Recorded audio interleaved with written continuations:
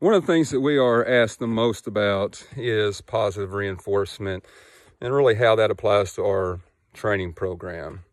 Now, I believe one of the most misunderstood aspects of positive reinforcement is that it's a training program that is void of all corrections. There has to be corrections in some manner.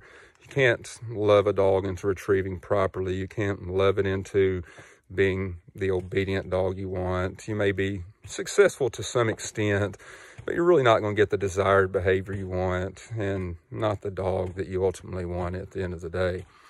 And then as far as just the base of the program, it's based off attrition and repetition.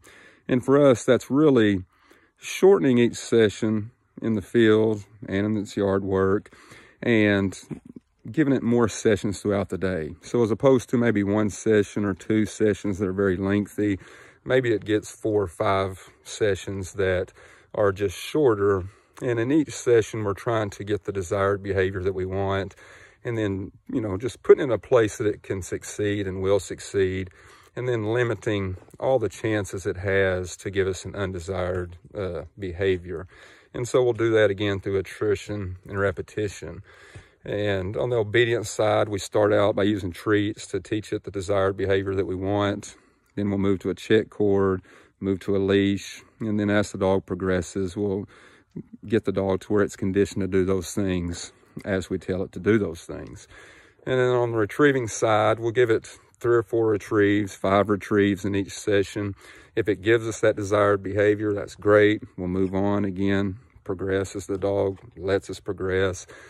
If it starts doing things that are undesired behaviors, maybe it drops the bumper and doesn't come all the way back with the bumper, then we'll limit how many times we let that dog retrieve. We'll still let it retrieve. We still want it to have a desire to go get something. We don't want to squash that and ruin that. And so we'll still give it 1 or 2, but we'll really focus on the obedience side just so we can get to a place that we can condition that dog to hold and give us the retrieve, the desired behavior that we want. If it is possessive with the bumper, it goes out and gets it, but maybe it wants to run from us, wants to run and lay down with it, various things that they'll do. Then we'll put a check cord on it. And even then, with the check cord, we don't want to get into some type of tug of war and start creating problems that now we have more problems than we started with. And so we'll really limit that as well.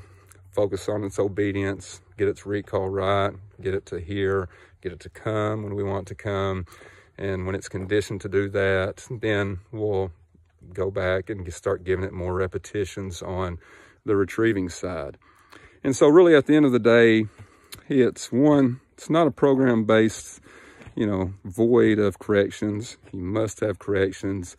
And then 2, it's really based off of lots of attrition, lots of repetition on desired behaviors and minimalizing undesired behaviors. And so giving it shorter sessions, but a lot more sessions throughout the day.